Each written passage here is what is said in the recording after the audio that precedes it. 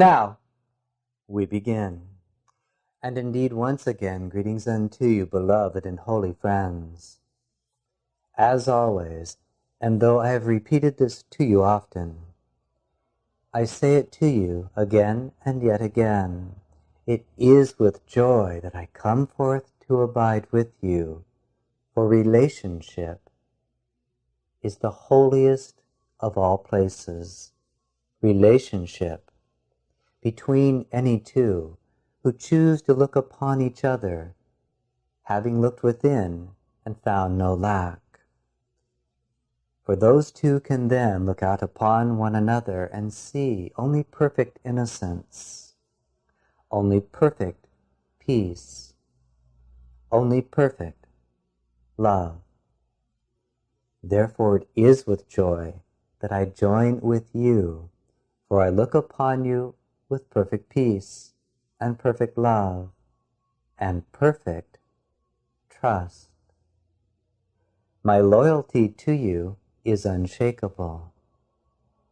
No event that occurs in the realm of your space and time can taint the loyalty which I know to the depth of truth that is your very self, that which is unshakable, unchanging, unchangeable, and unchanged forever.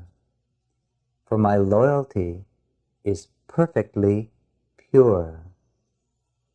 My trust of you is unfathomable and immeasurable. How can this be so? For perhaps even now your mind says, well, yes, but last week I got a little angry with my spouse, and 3 weeks ago I forgot to pay for that candy bar I picked up in the store. Since I'm such a horrible dirtbag, your loyalty, Jeshua, is misplaced. My trust in you emerges from my trust in my Father. My trust in you emerges from the perfect knowledge that you belong only to that one that I have called Abba. My trust, then, is the expression of what I have come to know as I have looked in the depth of my own being, both within my physical incarnation that became rather famous, and also since then, where I discovered the perfection of love that pervades all things and can be seen beneath the surfaces through the appearances that the body's eyes and the ego's thought system would show to you. What do I mean by that? As you abide in your physical world, the greatest challenge that you have moment to moment and moment to moment is to be vigilant against identifying with the perceptions which are born and birthed as a result of the physical apparatus of the body itself. That is, you look out through a body, that is where your attention seems to be, and your apparatus, called your eyes, immediately shows you a world of objects separated by space. If you identify with that level of perception, you can only conclude that you are separate one from another. And when you see events happening, it is absolutely impossible to see the subtle interconnection of all events. You fall into the trap of forgetting that you live in the universe. And universe means simply one turning or one song, one event occurring. Like an ocean is but one event expressing as many waves, so too do all events in the field of space and time, in the field of physical matter, merely emerge from that one universe. From the body's level of perception, the thinking mind, in association with the body, creates interpretations of what it believes it is seeing. And now, your attention, your awareness is already twice removed from reality. First, you have become hoodwinked, thinking that what the body's eyes show you is what is truly real and significant. For instance, you love someone, they are here today, and tomorrow they leave. You see them pack their things and their body leaves, and your eyes show you that they are gone. Then the mind says, "Woe is me, I have lost my love." Neither of these are true. The soul, the level at which reality is far deeper than the level of the body, can never go anywhere. No one you've ever met or known can ever be outside of your heart through their own action. The body-mind, yes, can leave, but that is not what takes someone out of your heart. It can only be your decision to withdraw love. It is only the withdrawing of love that creates separation in the experience of your awareness. So there you're sitting, 2 levels removed from reality. First, you have become hoodwinked, thinking that the physical eyes show you what is true. Then you draw conclusions and create interpretations of the events the body's eyes show you. This creates the emotional effect that is like a soup that runs through you and around you and will remain so until it is healed. The third level of being removed from reality is the trick of the mind in which it insists that its interpretations are fact. It is to this level of the mind that I asked within A Course in Miracles, would you rather be right or happy? For happiness can be only the result of perfect trust, and perfect trust emerges from a perfect loyalty. And a perfect loyalty emerges spontaneously in the mind that has rested in surrender. We've spoken often of the keys to the kingdom: desire, intention, allowance, surrender. In allowance, you go through a period of deep undoing, in which you, in a sense, disconnect the wiring that has led you to insist on the rightness of the interpretations that you have created and then linked to events that the physical body-mind has perceived. So, as allowance is perfected, one has come to see that their whole world, everything they've constructed, has been undone. That is, your perception of belief, your perception of feeling nature, your perception of what is, has been undone. The mind is unraveled. Now, the perception of the body-mind, of course, goes on. The physical eyes seem to show you that there's someone in another body over there, and they're doing what they're doing, and you're doing what you're doing, so there can't be any connection. That level goes on as long as there is a body. However, the mind that is healing does not identify that as the primary level of reality. And so, as allowance surrenders the construct that has been made up in the mind and exists nowhere but in the mind, one rests in an unobstructed allowance of how the body-mind goes through its days until it returns to dust, but there is no longer a being hoodwinked, no longer being attached, no longer being swept up with that level of identification, because there is no longer a need to identify with the interpretations, and there is no longer, quite happily, any need to be right. As allowance comes to completion, something quite magical occurs. It is beyond all comprehension of the thinking mind. The ego could never comprehend this. It is as though something which was existing because it was contracted in fear dies and dissolves like the mist before a rising sun, and all that is left is a quiet spaciousness in which awareness has been purified. Events still arise and pass away. One continues to talk with their friends, perhaps as they always have.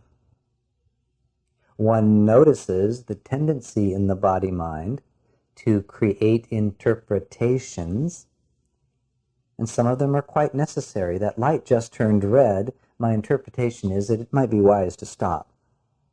But there is now something that is wrapped around all of that, so that what is arising is seen as ultimately quite inconsequential, quite innocent, and devoid of any deep value. For you will place your loyalty on what you have decided to value. And in that spaciousness, in that perfect stillness, in that deep peace, mind or selfhood dissolves in surrender. Anyone who has awakened knows exactly what that feels like. Anyone who has begun to awaken has touched on moments of perfect surrender. For in surrender, the mind beholds that all things that are arising and passing away are perfectly harmless. They can hold no value because they abide in time, and the things of time are like the waves that arise from the ocean. Because they have a beginning, they will have an end, and in their beginning, their end is certain.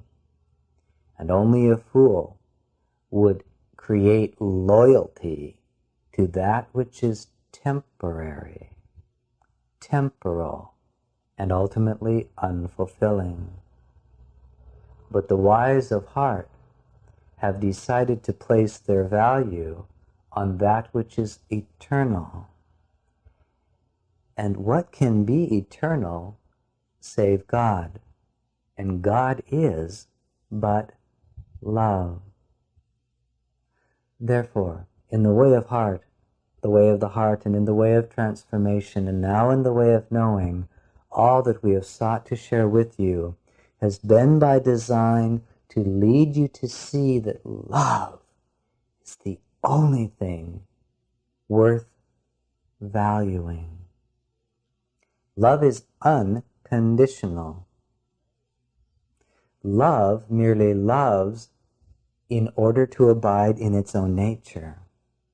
And because God is but love, as the mind disentangles itself from the perceptual level of the body-mind, from the interpretation selected and created in the mind and overlaid over those events, and especially as it disentangles itself from the egoic need to be right about its makings, that which you are, pure intelligence, pure infinite creative possibility, shifts itself into being identified only with valuing love. This is the same thing as saying, I value only God. Then the soul begins to reawaken this drop of pure light, which is pure intelligence. The soul begins to realize that to know God, it must be God. And since God is only love, the soul desires to be only love. For in loving as God loves, God is known. And as God is known, self is realized and remembered. And the dream of the dreamer is transcended. Therefore, indeed, beloved friends, my trust in you is perfect, for I have come to value only God. My loyalty to you as the offspring of my Father stems from having received that enlightenment for myself, having awakened from the maze, the complex maze of perceptions in the body-mind, the interpretations that the body-mind places on events, and the ego's construct of what it feels it is right about. Because I have dissolved all of that, I abide in pure devotion only to what is truly real and perfectly unconditional. The presence of my Father, which is the same as the presence of love. Indeed, then, loyalty and trust look well to see what you have chosen to be loyal to. And if it is loyal to something of the world, you have actually been using loyalty as a way to overcome fear. Think about it. I have often said that what is not love is only fear. In a state of love, there is no clinging, there is no denial. There's nothing obstructed in the nature of the body's experience. One renders unto Caesar that which is Caesar's. One sweats in the hot summer sun. One simply is where one is, but the mind, the essence of your identity, is as love. All of the rest of it is superfluous.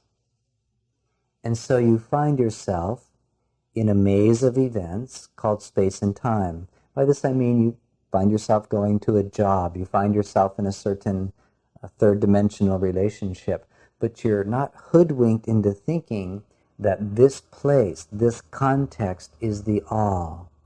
It is only an opportunity for you to be the one who loves in the midst of that context, simply for the sake of knowing love. And though the career or the mate or the car or the flower or the garden or the boat, whatever it is that has begun in time, ends in time, it can come and go, but your delight is in loving and embracing and being the field in which these events rise and fall. If you are loyal to a person, place, or thing, look well to see, is there underneath a fear that you have not yet been honest about? Are you being loyal in order to have this person, place, or thing approve of you and stay with you so that you get something that you want? Now, nothing wrong with that. Do not think that because you look and see, the bottom line is, I really like this job and the $120,000 a year that it pays me, I really like the sense of security that gives me. It doesn't mean you have to give it up and go live penniless on the street. What matters is that you become perfectly honest with what you're doing and withdraw the tendency of the mind to say, well, I'm really doing this career because I really believe that the product that we create is making a huge impact on the planet. I believe we can really make things different. And besides, you know, we give jobs and we loan money or give money to charities, and that's why I'm here. Oh, nonsense. In the world, you will do what you do because of where you place your value. This is why I've often said, if you want to know truly what you idolize, what you are committed to, what you most deeply believe, merely look at where you are, who you're with, and what you're doing with your time, and how you feel about it truthfully. Those that insist on saving up money for a rainy day are merely stating, I believe there can be a rainy day unless I do something to prevent it. Their trust has been placed in their power to manipulate and use the world to create what they perceive they must have. And is very, very different than the trust of the one awakened in God, who knows that whatever arises and passes away in the field of space and time is inconsequential, because that mind is so identified with being the presence of love that the body-mind could contract cancer tomorrow, and who cares? The mind that rests in freedom has learned to translate, to transfer trust and loyalty to love. That mind has come to enjoy the peace that comes with only loving. For what harm can come to the mind that simply loves, who looks upon all things and sees its perfect innocence, and plays in the kingdom provided by that one's Father, the kingdom of the body-mind, the kingdom of space and time, the kingdom of the power to choose love over fear. This is why I suggested to this, my beloved brother, this simple thought. Suffering comes from being identified with form, whether it be the body, a belief, a career, a context of experience of any kind. For all experience comes and goes. Liberation and deep peace comes from being identified with content. And by content here we simply mean the matrix or the source out of which all possibilities are indeed possible. It is like a musician who comes to appreciate the field of silence out of which notes can arise in a certain temporal order in order to create a beautiful melody. If it were not for the silence between the notes, no song could have ever touched your heart. The matrix of love, which is the presence of the Father, the pure intelligence, the field in which all things arise and pass away and never changes. That field is like a canvas upon which the grand artist paints, but the master artist knows that without the canvas there is nothing, and therefore honors the blank canvas first. Loyalty and trust are significant things to ponder. Each time, and there is a process of growth, of course, each time you begin to see that what you have placed your trust in cannot really truly fulfill the soul, it is as though a structure crumbles. Now, what is actually occurring? You, as infinite being, have merely realized that you've been hoodwinked. That's all. And you are withdrawing value from what you placed your trust in. That feels like a crumbling, and it literally is a crumbling at the subtle level of energy that constructs a perceptual belief system about the nature of experience. For instance, to give you a simple example, if one believes that they must have coffee every morning in order to get going, and then later in life, for whatever reason, they come to see that they never needed it at all, they may go ahead and enjoy their coffee, but it'll never be for the same reason. That structure of belief will crumble, and they will literally see life differently. And each and every one of you can pause this tape right now and merely ponder what structures of belief have crumbled in your life. Has it not always led to a sense of greater expansion, deeper wisdom, a more certain knowing? In other words, life proceeds from illusion to reality, and as the soul awakens, it literally feels a sense of expansion and growth. But the growth has nothing at all to do with the body getting bigger or the bank account growing or having more children. You all know that as wisdom is reawakened in the mind, there is a sense of growth, and that kind of growth becomes all attractive to you. When you become so much a lover of the wisdom of perfect union with God, so that that's all that matters to you, you are already 90% free of illusion, and the world will never have the power to truly bind you again. Place then your trust in the love that birthed you.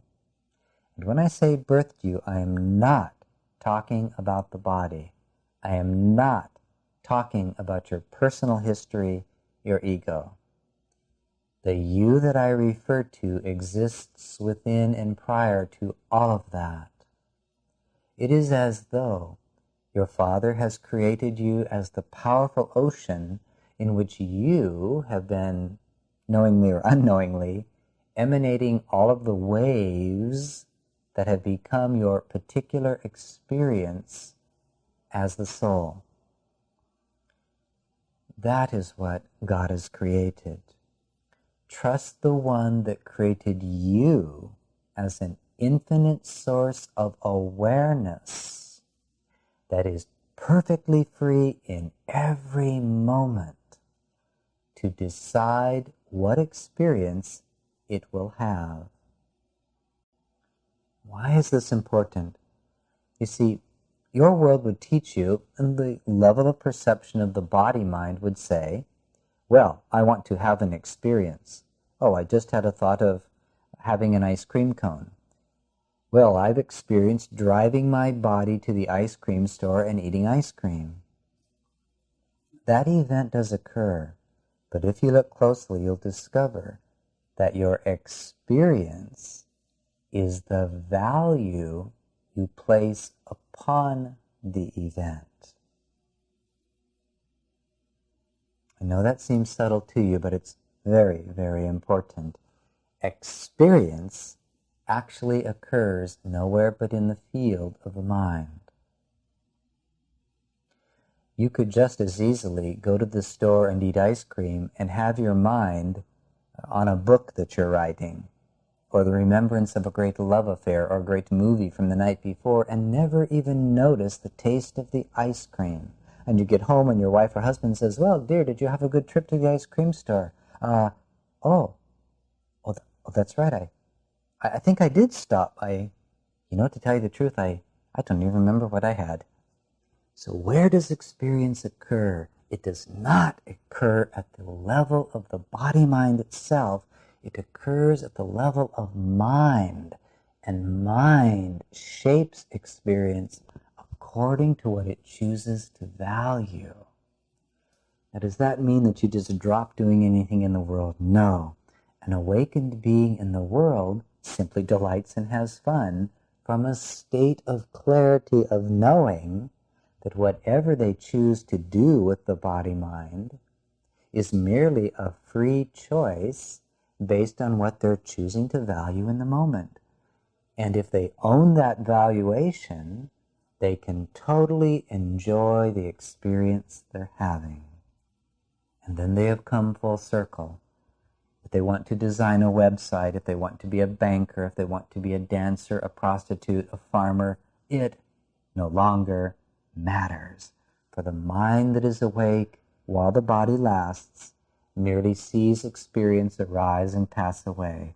It takes total ownership and realizes that it has the power to create its experience as being delightful, fulfilling, and a blessing, regardless of what the body-mind is actually doing.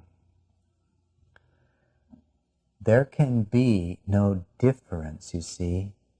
It doesn't matter if you are a teacher standing at the shores of a great lake in what you now call your Israel, standing at a boat talking to a horde of hundreds, or perhaps seeing if you can actually make a few fish and loaves of bread feed 5,000. Oh, how about that? That was fun.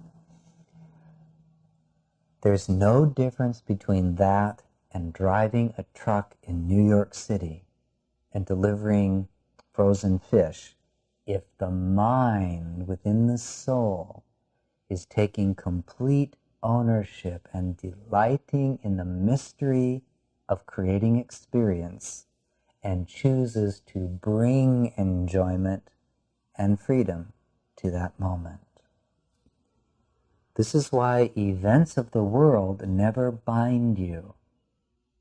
All suffering comes because of the interpretation you are overlaying over events.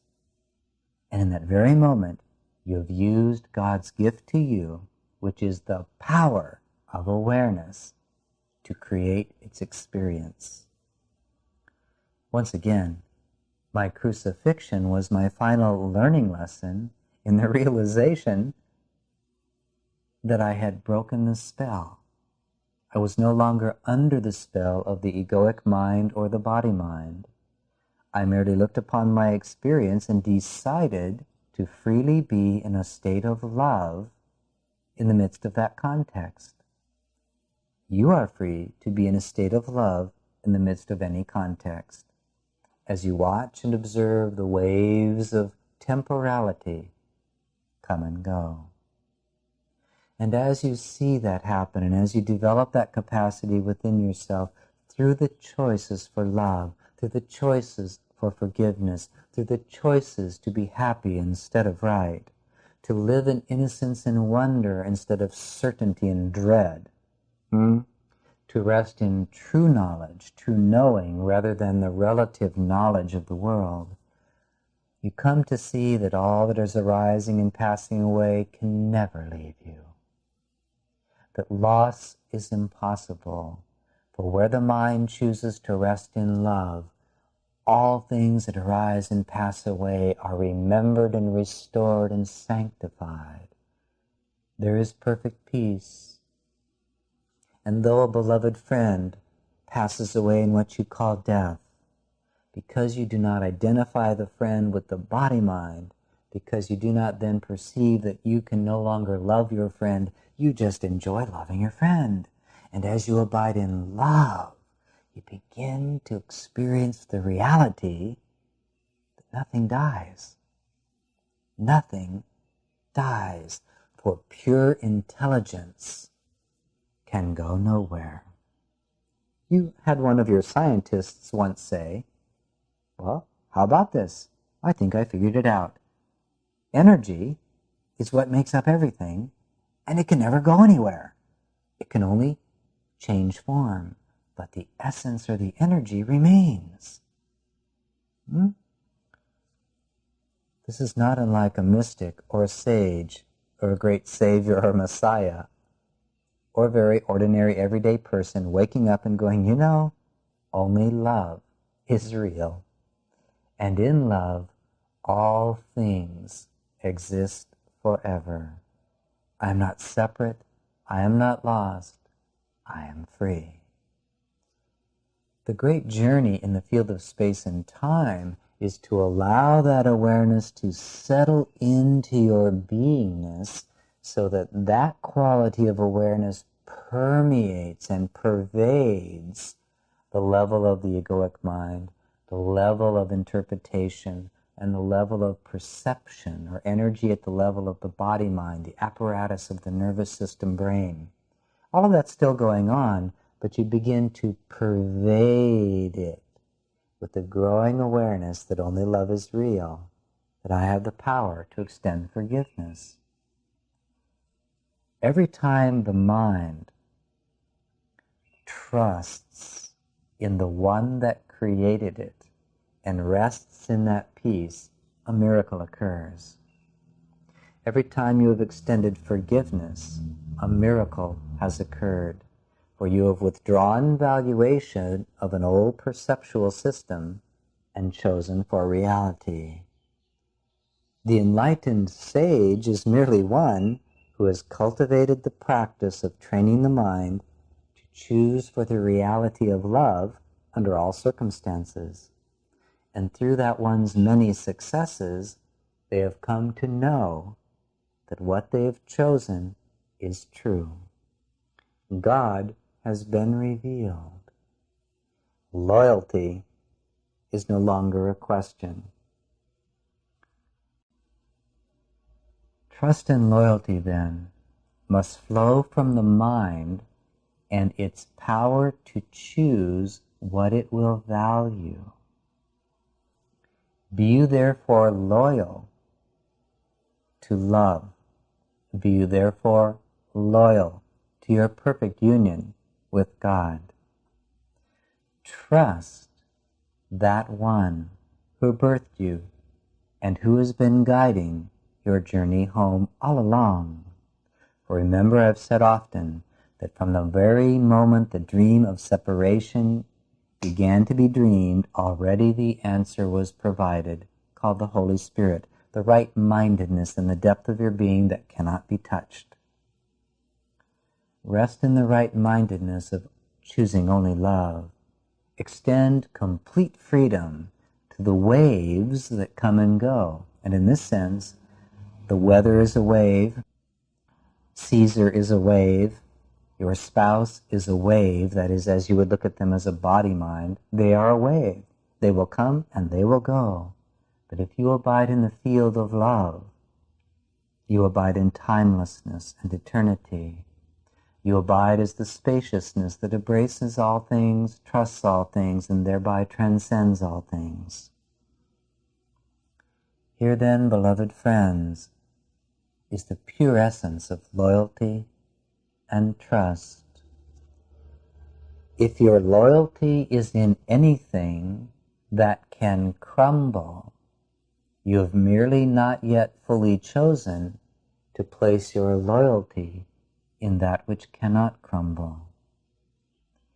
If your trust is in a requirement that individuals act and behave in a certain way, you have not yet come to trust the perfection of love that is already at work in everyone's lives, calling them to deeper levels of remembrance.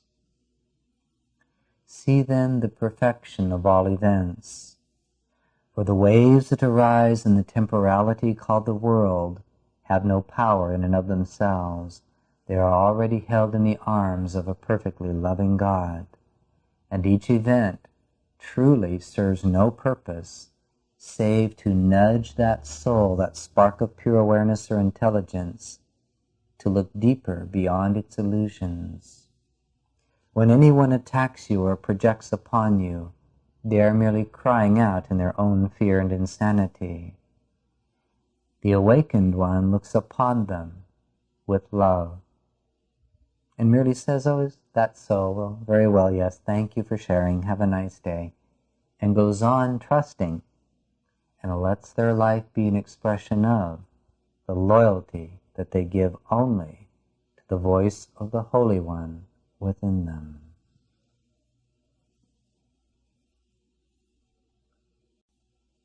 Trust and loyalty.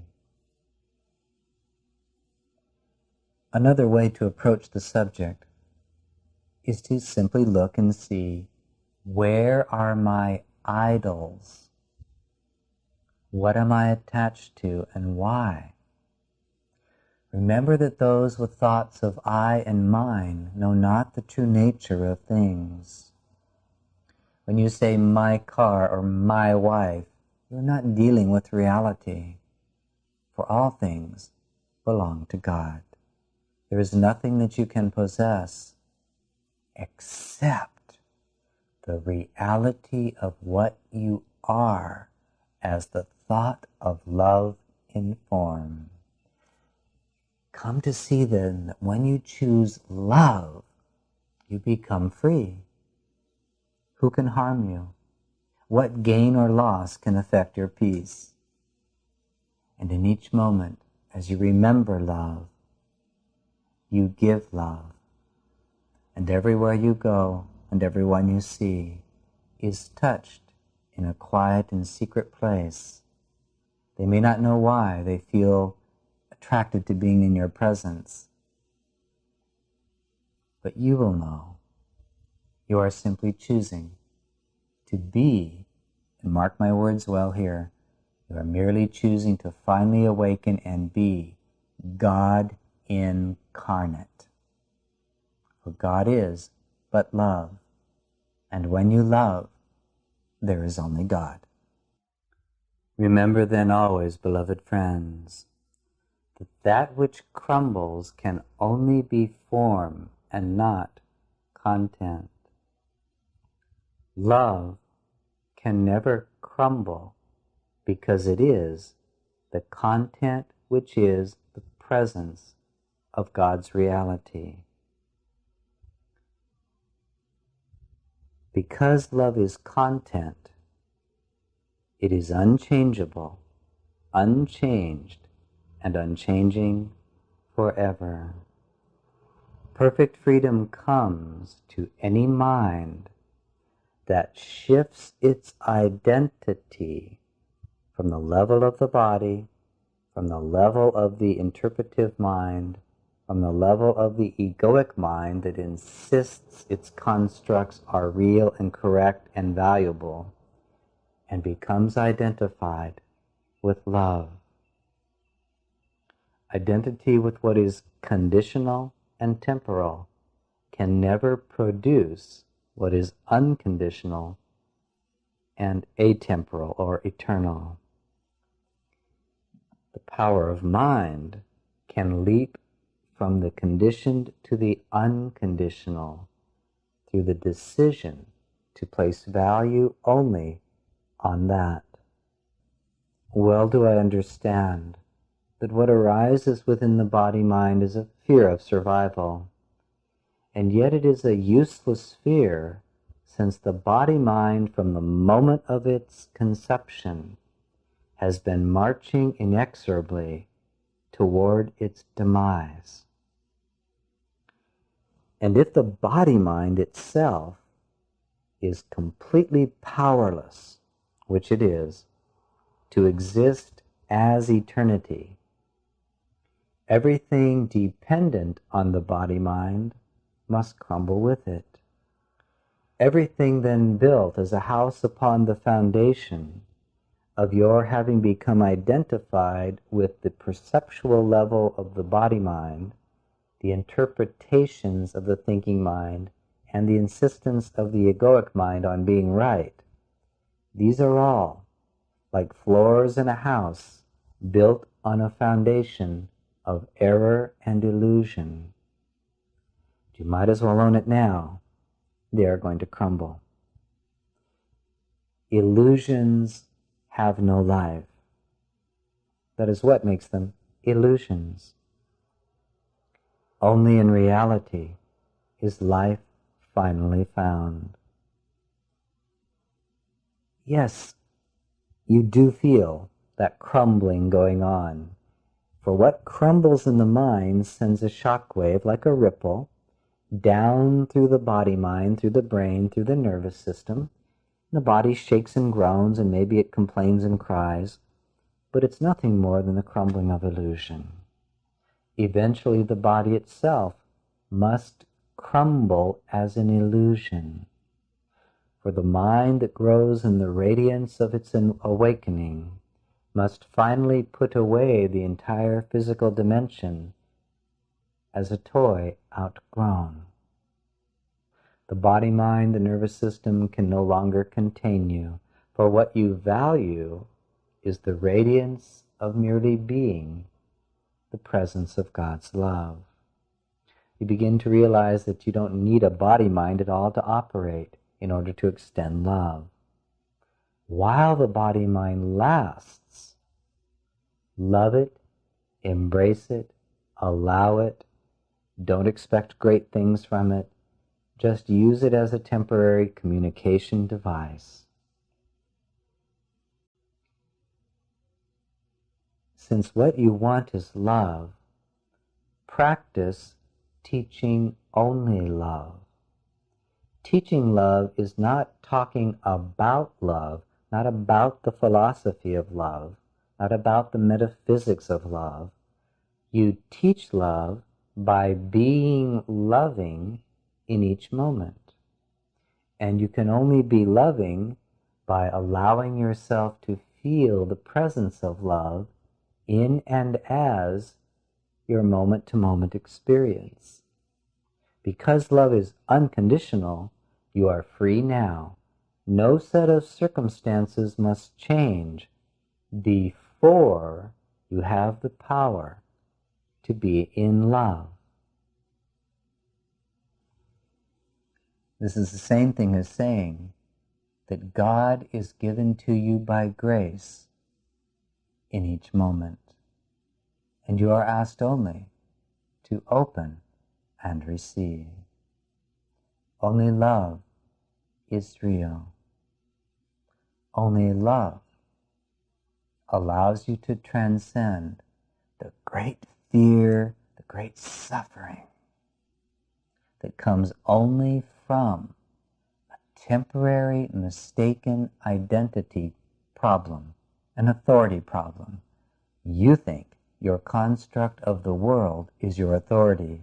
You think the body-mind is who you really are.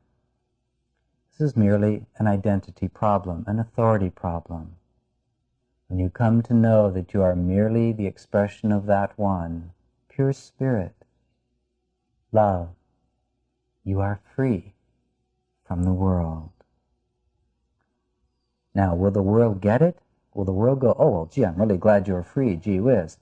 Of course not, since the world is the attempt to be other than the truth of the kingdom. Therefore, when anyone projects upon you at any time, when anyone is in any way anything but loving, it can only be because they are still choosing to insist on the rightness of their construct, of the sensory data that has come through their nervous system, which they have been identified with. In other words, they're living in illusions. Only love is real. And if you want to be with one who is sane and awake, be only with one who chooses to teach only love. Let those be your friends. Let those be your playmates. Let those be your lovers and your spouses. For only they are capable of honoring the truth that is true always and seeing it as the very essence of your soul. That is why there is a great attraction to anyone who is awake, for they see you. They see you to your essence because they see from their own. These two are but one and the same, for the Holy Son of God is one. Choose therefore love and transcend the suffering that is the world. Look well then, beloved friends, over the next 30 days. Enjoy merely looking at where you have placed your loyalty in the past, where you're placing it now, and look at the grand journey that you've made. What on earth has changed your loyalty from your teddy bear to God, if not God herself? Think not then that you have been apart from that one, for in each moment of your experience, even as you believed in the illusions that the body's eyes would show you, already that one, who is but love, was working to dissolve your illusions, one by one, in the way unique to the dynamics of your own soul. When the ship sails into the harbor, it is home. The long journey is forgotten, and perhaps there will be a few stories told in the pub as everyone has a beer. But in a day or two, a week or a month, the journey fades from awareness, and friends merely abide together, growing flowers, dancing in the evenings, observing the sunset, giving hugs and kisses. When the ship sails into the harbor, the journey is over, and there is only calm water, though around it the storm may rage. Let the storm of life rage.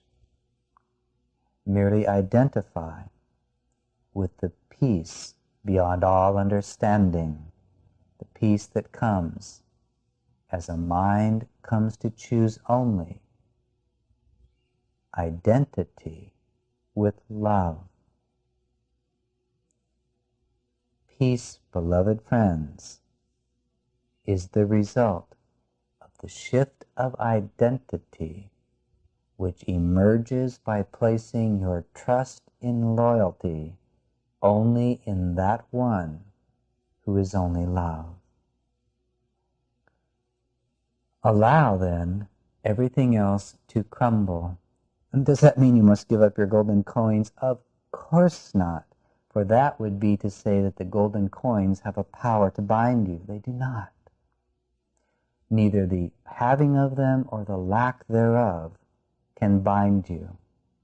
Only your decision not to love can bind you and make you suffer.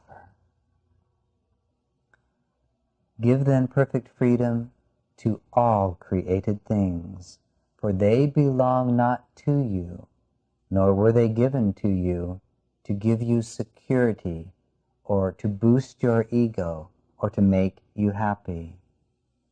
They are given for your enjoyment and for you to bless. For the Christ who walks this earth knows that his or her primary purpose is to bless the Father's creations, to set all things free in the sanctity of their own deep and perfect union with God. Seek to possess nothing or no one. Seek to change nothing and no one. Seek only to love. And in love, you are set free. So then, as we would end this time together, as you stop your tape, simply make the decision to spend 5 minutes doing nothing but loving all that you see through the body's eyes, all that you notice arising in the mind as a memory or an image of a friend or what have you, or an event, any event that has occurred. Simply decide to love it. That's all. And then try to tell yourself that peace is a long ways off. It is present in every decision for love.